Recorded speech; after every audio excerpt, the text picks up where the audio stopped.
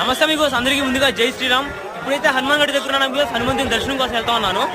ఒక్కసారి జనాలు చూడండి బ్రో, చిన్న జనం కాదు, క్యూ అయితే 1 కిలోమీటర్ దా క్యూ ఉంది.